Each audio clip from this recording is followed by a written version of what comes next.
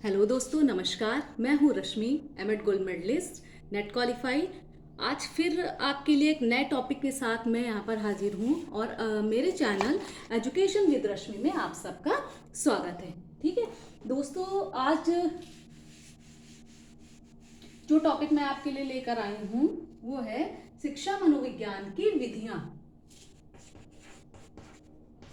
शिक्षा मनोविज्ञान की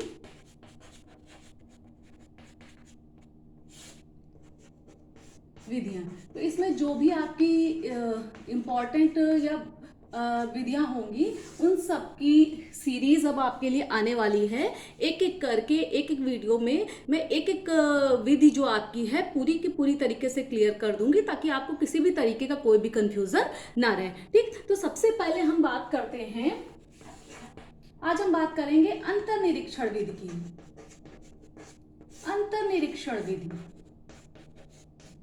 ठीक है। इस विधि का नाम आपने पहले सुना होगा कि जब आपको मनोविज्ञान के संप्रदाय पढ़ाए जा रहे थे वहां पर, तो ये विधि जो है वो किसकी देन है। सबसे पहले तो हम बात करते हैं कि इसका उदय कहाँ से हुआ। तो ये विधि जो देन है या इसके उदय हुआ संरचनावादियों के द्वारा। ठीक है, संरचनावादियों की देन है ये विधि। ठीक है, जब संरचनावादियों ने अपने विचार प्रस्तुत किए थे तो उस समय इन्होंने जो बताया था कि हम किस विधि को अप्लाई करेंगे व्यक्ति को जानने के लिए, समझने के लिए, तो वहां पर उन्होंने बताया था कि अंतर्दर्शन विधि का अध्ययन, चूंकि मनोविज्ञान कहाँ से निकल कर आया था, दर्शन शास्त्र से निकल कर आया था। एक तरीके से बात की जाए तो अंतर्दर्शन विधि कहीं ना कहीं ये आपके कहते हैं ना कि फिलॉसफी को छूती है। ठीक है, दर्शन शास्त्र को छूती हुई निकल कर आई है। तो इसलिए उन्होंने अपनी विचारधारा प्रस्तुत की थी कि हम अगर मनोविज्ञान में किसी भी विधि का अध्ययन करेंगे व्यक्ति को समझने के लिए, उसको जानने के लिए, तो व्यक्ति के चेतन को जानने के लिए, तो किस विधि का प्रयोग करेंगे? अंतर्निरीक्षण विधि का प्रयोग करेंगे। तो यहाँ पर हम बात कर रहे हैं शिक्षा मनोविज्ञान की विधि। तो सबसे पहली जो विधि आई वो अंतर्निरीक्षण विधि आई निकलकर। जो किसने दिया था? ये संरचनावादियों की देन है, या फिर संरचनावादी जो मनोवैज्ञानिक थे, विलियम वुंट। इसमें किसका किसका नाम निकलकर सामने आता है? विलियम वुंट, विलियम जेम्स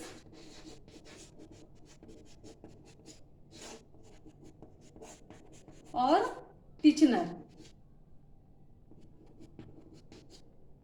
ठीक है, इनका नाम निकल कर सामने आता है किसके रूप में? कि अंतर्निरीक्षण विधि को किसने किसने स्वीकार किया था और उस पर किसने, उसके माध्यम से किसने किसने मनोविज्ञान के क्षेत्र में काम किया। अब हम बात करते हैं कि अंतर्निरीक्षण विधि जो है वो ये यहाँ पर क्लियर हो गया, संरचनावादियों की देन थी और उनके नाम क्लियर हो गए।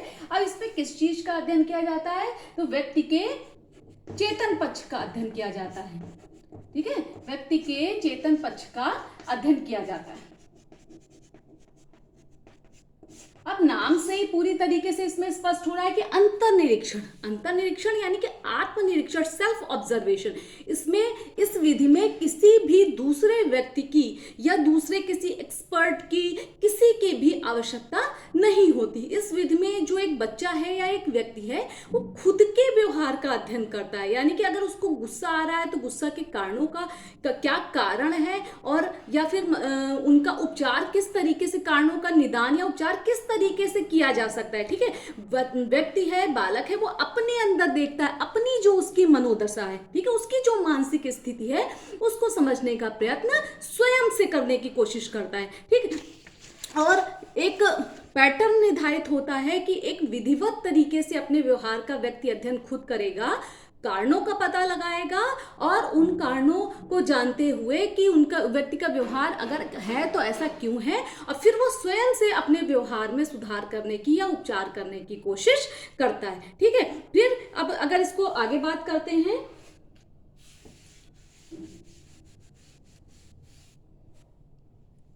कि इस विधि के लिए किसी भी तरीके की प्रयोगशाला की आवश्यकता नहीं होती। ठीक है, ये प्रायोगिक विधि या वैज्ञानिक विधि नहीं है, प्रयोगशाला की आवश्यकता नहीं होती। ठीक है, ये अपने आप से, चूंकि व्यक्ति अपने व्यवहार का अध्ययन कर रहा है, तो इसमें किसी भी तरीके के एक्सपर्ट्स की या फिर विषय विशेषज्ञ की भी आवश्यकता नहीं होती है। विषय विशेषज्ञ की भी आवश्यकता नहीं होती है। यह विधि संपूर्ण पूरी तरीके से व्यक्ति के खुद के इर्द गिर्द घूमती रहती है कि व्यक्ति अपने व्यवहार का खुद से अध्ययन करेगा और कारणों का पता लगाएगा कि उसका व्यवहार अगर अच्छा है बुरा है तो उसके क्या कारण हो सकते हैं और क्या उसके उपचार हो सकते हैं। ठीक है, और पूरी तरीके से, चूंकि जब कोई दूसरा व्यक्ति हमारे व्यवहार का अध्ययन करता है तो उसके थोड़ा सा निष्पक्ष होने की संभावना हो जाती है, लेकिन व्यक्ति अगर सही से अपने व्यवहार का अध्ययन कर रहा है तो इसमें किसी भी तरीके की निष्पक्षता की उम्मीद नहीं होती। अब ये विधि चूंकि सबसे प्राचीन विधि थी, संरचनावादियों की देन थी, लेकिन इसमें भी आगे आने वाले जो संप्रदाय थे उन्होंने कुछ अपनी विधियां जब वो लेकर आए कि नहीं ये विधि हम नहीं मानेंगे, एक व्यक्ति बहुत सारी विसंगतियां यानी कि लोगों के मतभेद उत्पन्न हो गए, तो उन्होंने इनके इस विधि के कुछ दोष बताए और पूरी तरह से इस विधि को क्या किया, नकार दिया। तो अब इन्होंने सबसे बड़ा दोष ये बताया कि कोई भी व्यक्ति, ठीक है, अपने मन द्वारा अध्ययन नहीं कर सकता।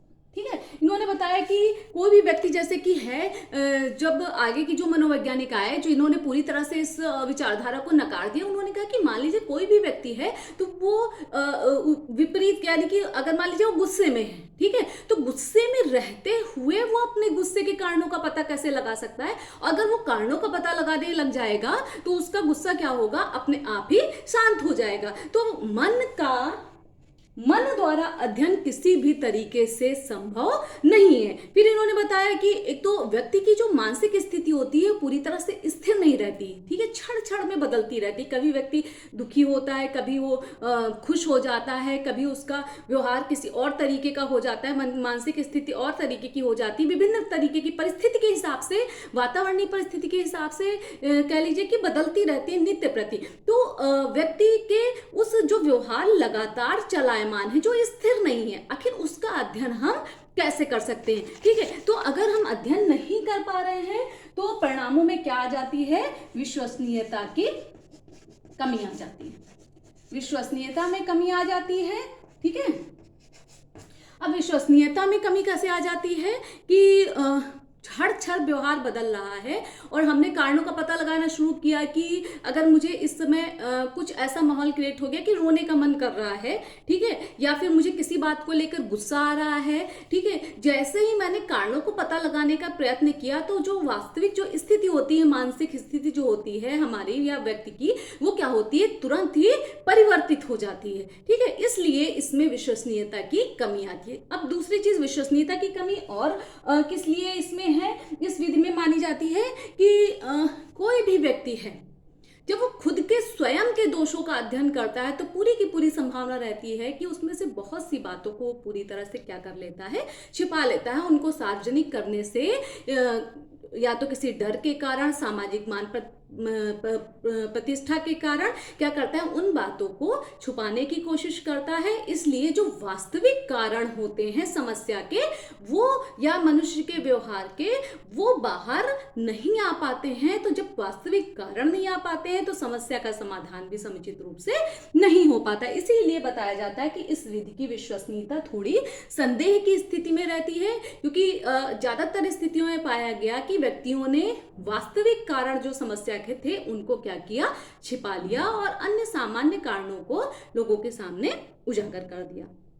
फिर आगे बात करते हैं कि एक सामान्य व्यक्ति है वो तो अपने मन का अध्ययन कर लेगा, लेकिन अगर कोई छोटा बच्चा है, छोटे बच्चे हैं, साथ में उनके जो मानसिक रूप से मंदित बच्चे होते हैं जो पूर्ण तरीके से स्वस्थ नहीं है, चाहे वो शारीरिक रूप से हो या फिर मानसिक रूप से हो, और अगर जो कहते हैं कि एबनॉर्मल लोग होते हैं यानी कि असामान्य व्यक्ति होते हैं, वो अपने ही आप अपने व्यवहार का अध्ययन, वो अपने चेतन अनुभूति का अध्ययन करने में पूरी तरह से असमर्थ होते। तो ये विधि जो है पूरी तरह से केवल सामान्य व्यक्तियों पर या सामान्य बालकों पर ही लागू की जाती है, अन्यथा नहीं।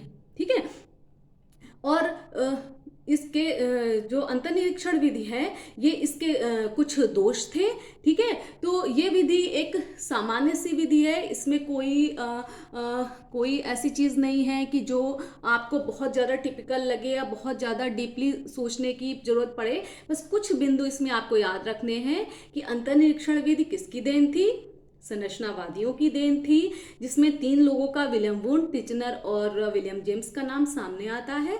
इसमें हम स्वयं की यानी व्यक्ति क्या होता है, अंतर्निरीक्षण यानी कि स्वयं का निरीक्षण करता है, स्वयं की चेतन जो अनुभूतियां हैं उनका अध्ययन करता है, कारणों का पता लगाता है और स्वयं ही उसका उपचार करता है, ठीक है। प्राचीन समय में यानी सबसे पहली विधि आई थी, इसलिए ये प्रचलन में थी, लेकिन अब इस समय इसकी चूंकि वैज्ञानिक महत्व कोई नहीं है, विश्वसनीयता बहुत कम है, इसलिए इस विधि का प्रयोग नहीं हो रहा है, ठीक है।